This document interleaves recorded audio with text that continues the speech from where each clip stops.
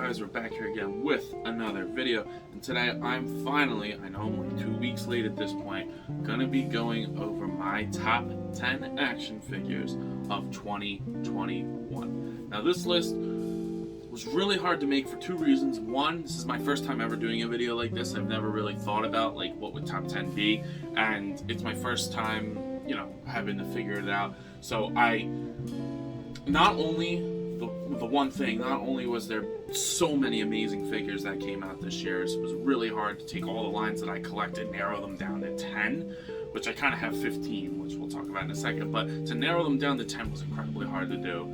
And then on top of that, you forget what comes out. You know, I get so much shit, and it's like you kind of forget what came out this year, especially considering I started my channel halfway through the year. So the other 6 months that I didn't have a channel, I wasn't documenting what I get. A channel is really cool in a sense of you can document what you have and what you've been getting. So it's easy to just go through my videos and be like, oh, that was really cool, that was really cool. So this is the first year that I'm starting off the year with a channel. So maybe next year's will be a little bit easier to do, to pick through. But there are a couple figures on this list that I didn't review on the channel. I wouldn't mind coming back and doing reviews of them if you guys really wanted to see that, but I did not do that thus far. So with that being said, I think we should hop right into it. Now, obviously, as the title suggests, we are not just talking about honorable mentions. We are going to talk about some dishonorable mentions.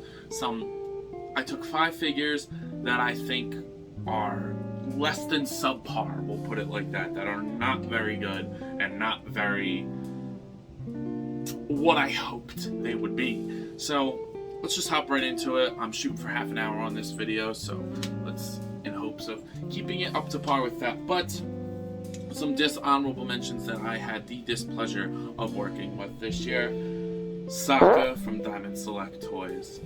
This thing was pretty shitty. It was really not very good. And if it wasn't a character that I feel like I needed on my shelf, I would not have bought this at all. Like, at all. The articulation's not very good. The sculpt looks nothing like Sokka. The paint is dull.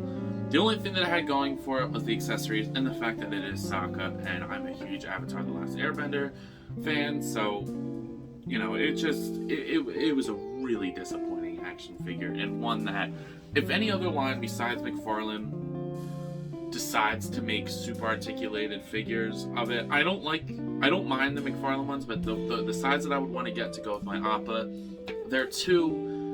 they lack too much articulation for my liking. I know that's like really picky, but I like the wrists and I like the ankles. If they had ankle joints, those things would have been perfect, but the fact that they don't really does bug me. So Sokka, really not a good figure. Coming up next, people might disagree with me on this, and I'm going to explain my reasoning why. Darkstar. Just a very disappointing and mediocre figure of a character that I was wanting for a long time. The head sculpt is beautiful, but the rest of it, the paint on mine was kind of shitty, and considering that whole thing is just black with yellow paint on it, I expect those paint apps to be good, and they weren't. It's very disappointing. I kind of wish they waited or debuted the double jointed pinless female body sooner, or waited for other figures to come out, because seeing that on Shriek come out, you know, I wish that they just waited to do that, because now this figure just seems already outdated, and it just came out this year. So very disappointing in a sense of getting a character in the line that I really wanted and it being kind of shitty. So what are you gonna do? But Marvel Legends Darkstar was really disappointing to me for that reason. Going into McFarlane, I have 2 McFarlane figures. The first one being the common All For One. Now, this thing is awesome from a sculpt perspective, but it is incredibly frustrating to play around with, and almost impossible. I mean, that giant arm looks amazing and incredibly show accurate, but you can't do anything with it. It has a ball joint in there that doesn't move at all, and it has like a swivel, which is the ugliest thing I've ever seen, and you just can't do anything with it. It's big, and for some reason he decided to make it like solid, so it's really heavy. The figure barely can stand. I have to have him posed punching the ground so it just doesn't fall all the time. Not a very good figure from a design standpoint and a practicality standpoint. The rest of the figure's fine. I like the broken up head sculpt. I wish the suit was a little cut up. I think that would have added a nice detail to it as well to make it a little bit different from the platinum. I like the platinum a lot more than the actual one, and I have both. I did a review of the platinum one on my channel. I do have that on there if you want to go check that out. But you know, what are you gonna do? I just think that the fact that the hand is solid, I really think that was a big mistake on McFarlane's part.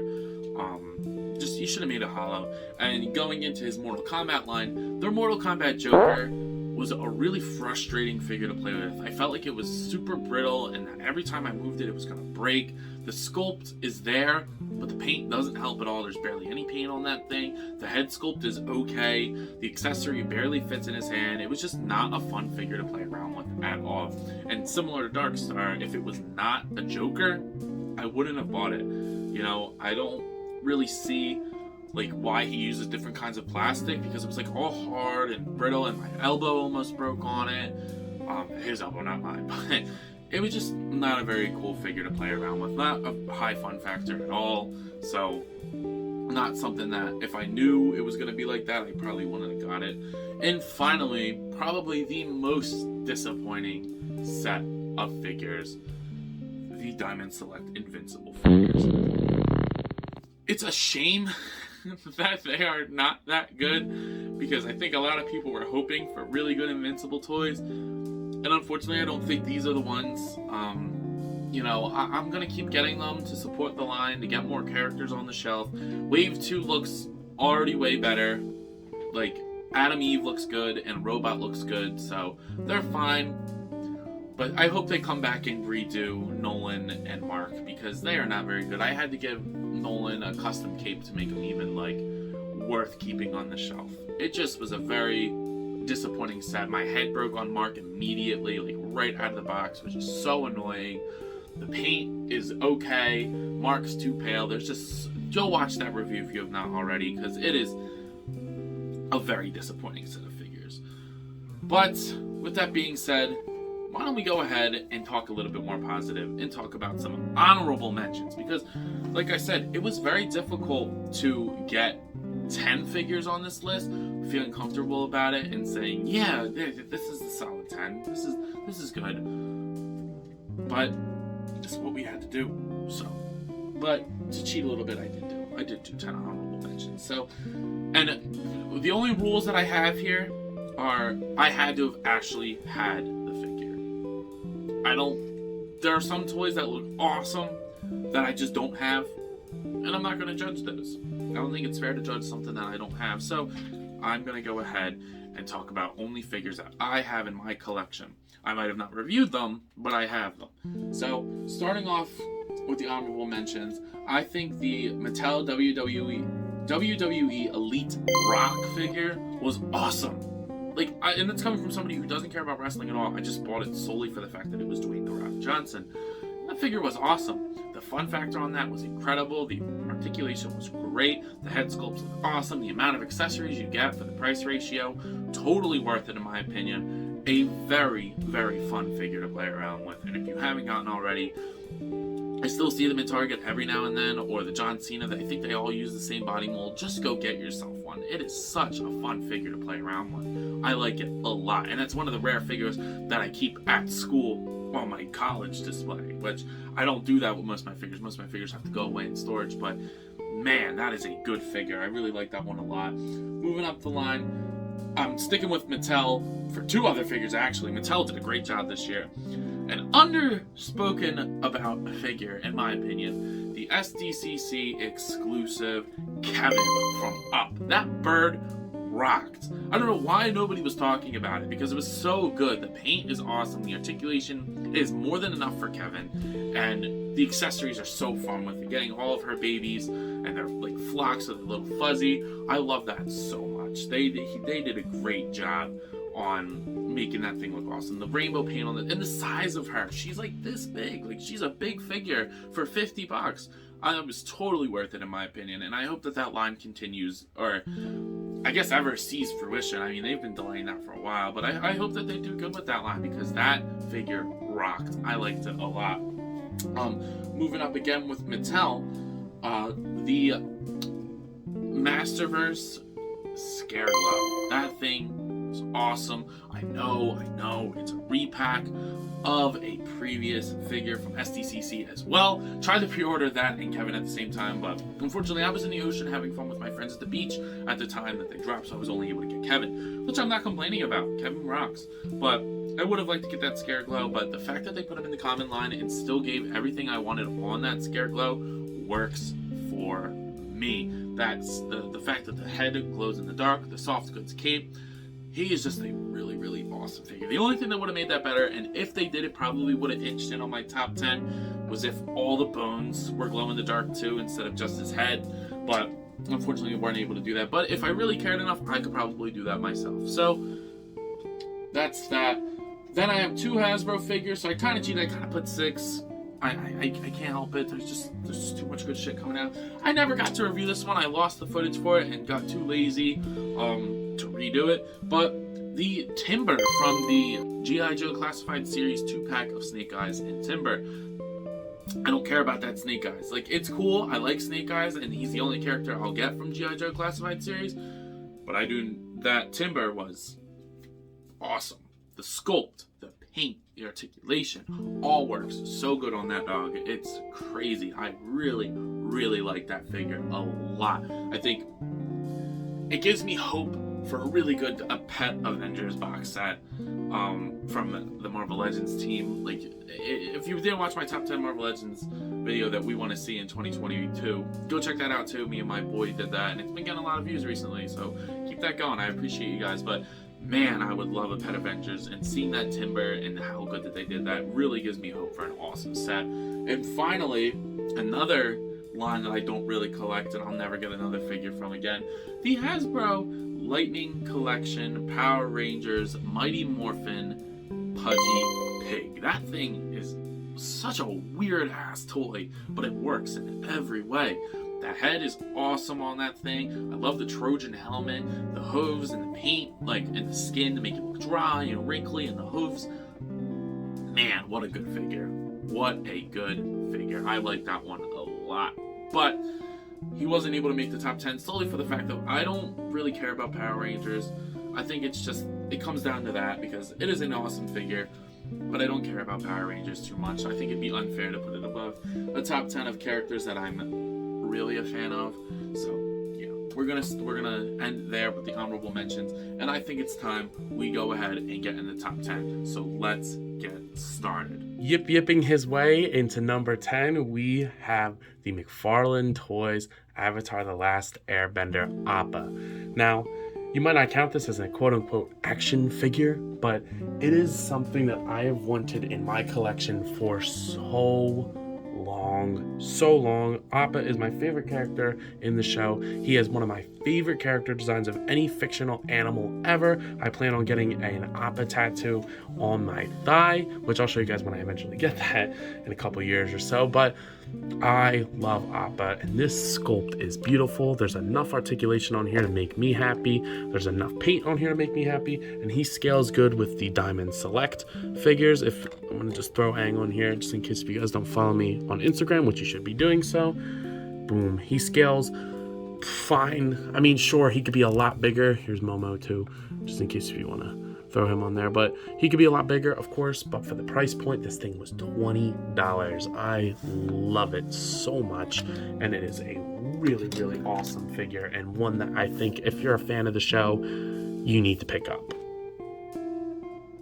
And yep, coming in at number 9, we have the McFarlane Toys DC Multiverse Collect to Build Suicide Squad Wave King Shark. Now, this figure I know a lot of people don't like because of the legs, but I think the sculpt is beautiful. I think the paint works great. I like the articulation that's on here. Some parts are ugly, but that head is just beautiful on this guy. And I think he has more than enough articulation than I think King Shark needs. Like, I know people are complaining about the shorts. They don't bother me. Yeah, I wish they were better, but you know, I don't really care. For me, it's getting the character on the shelf and getting it to look good doing so.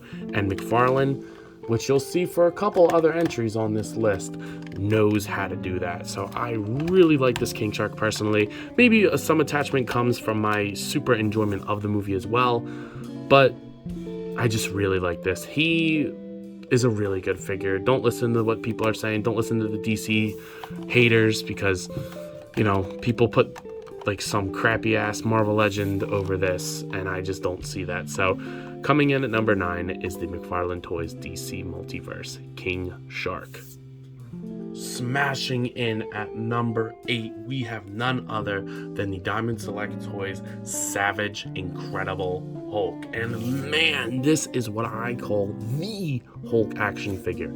The texture, the paint, the finishes, the sculpt, the articulation, everything about this Hulk figure is damn near perfect.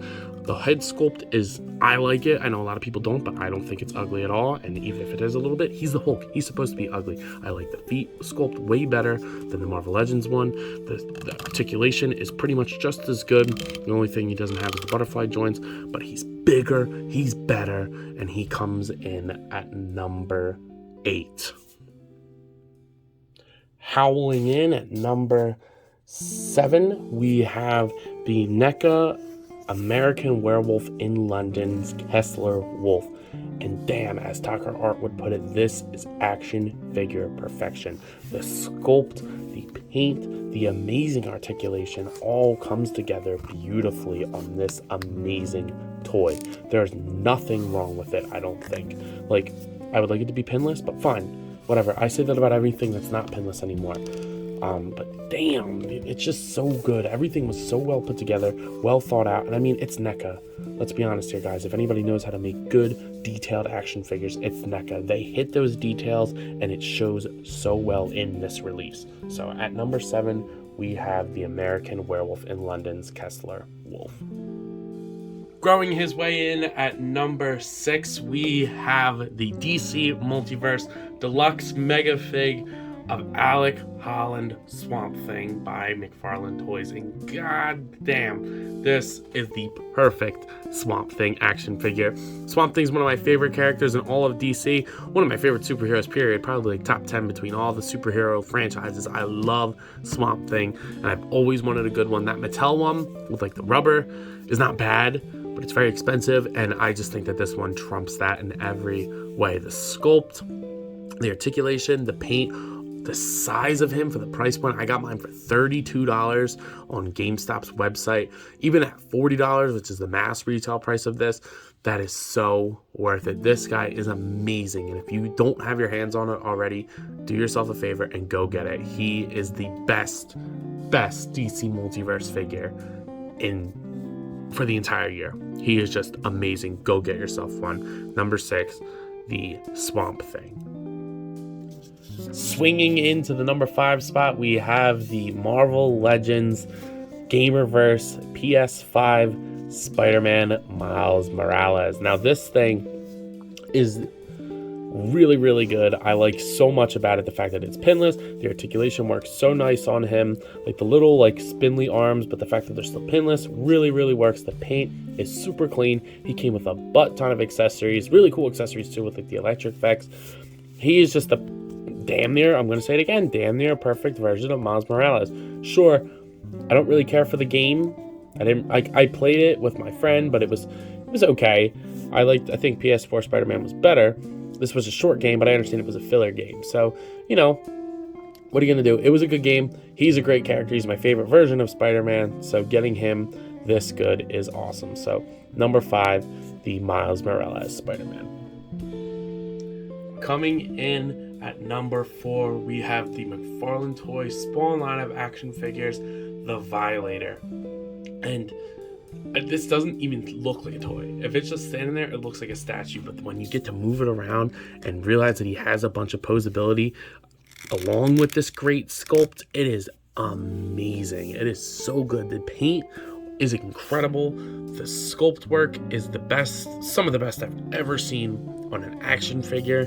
McFarlane knows how to give good monstrous sculpts, and I think he should stick to more characters like that, because once he does that, he can't go wrong. The texture on this looks just like real skim.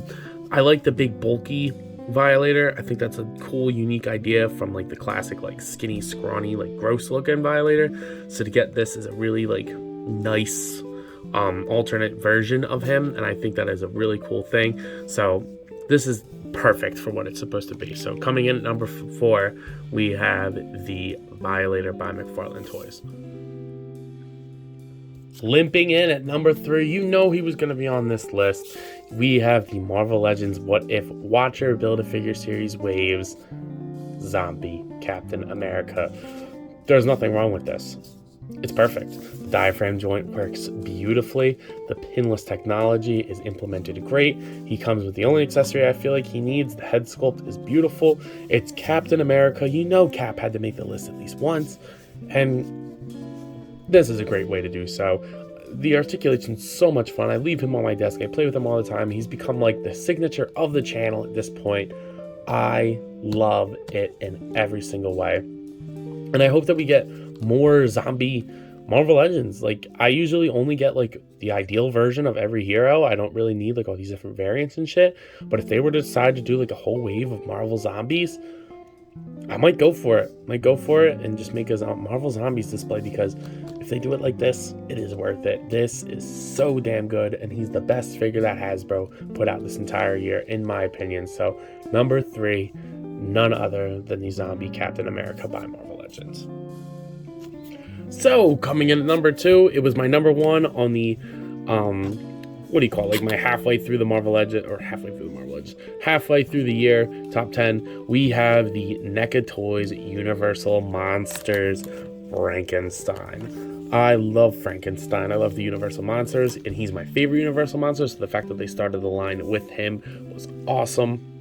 And again, this is another example of a perfect representation of a character. The articulation is fine for what it needs to be. The sculpt is great. They added paint that really didn't need to be there, but the fact that it's there is amazing. There's nothing I don't like about this figure, like nothing. He's so good in every way. The head sculpt is great. He photographs so nicely. I love the big chunky boots. He is just an amazing toy. And another one, kind of like APPA, how I've wanted on the shelf for so long, and I'm just so happy that we finally have a really good representation of it. I can't wait for the rest of the line. But yep, coming in at number 2, Frankenstein. So if you watched my half of the way through the year video of top 10 action figures in my collection, you're probably wondering what could trump Frankenstein. And if you watched that video all the way through, I mentioned this figure probably doing so. And he did. We have the Neca Toys Gargoyles Goliath. This thing is incredible. There's little things that I would change, but the fact that he's here, the fact that he's this damn good is amazing. I know a lot of people complain about the wings. I love the wings. I know a lot of people complain about the realistic take on it. I love the realistic take on it. I think Neca threw it so far out of the park. It's just incredible in every way. The articulation with the tail. Sure, I wish he was pinless. I could say that about anything that isn't pinless, but it doesn't bother me that much. He's just so damn good. He photographs so well. I can't wait for the rest of the Gargoyles, get the whole team. It's just a dream line. So to finally get him on the shelf is just amazing. So at number 1, we have the Neca Toys Disney's Gargoyles Goliath.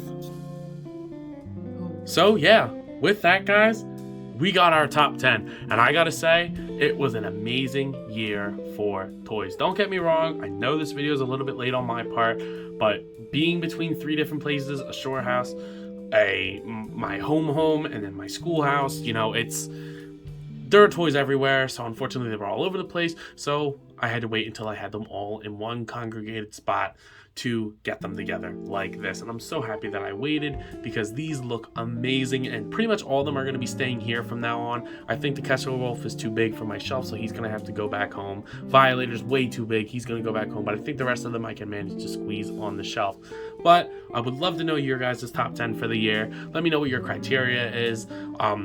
You know, anything that you want to know. Let me know if my list is whack, because I know my list is not like most people, and I probably have figures on here that people would never even think to mention, but I went ahead and did it anyway. So that's how it goes. But with that being said, I believe that's all I got for today. So if you have not already, do yourself the favor and me and like, comment, subscribe. It is greatly appreciated when you do so. Be sure to be following me on Instagram, as I mentioned earlier. But along with that, follow me on TikTok. I've been posting a lot more on there.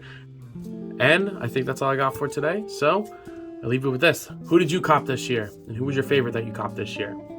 And who do you hope to cop next year that's been released already or revealed or whatever? But thank you guys for watching. I'll see you guys in the next one. Peace.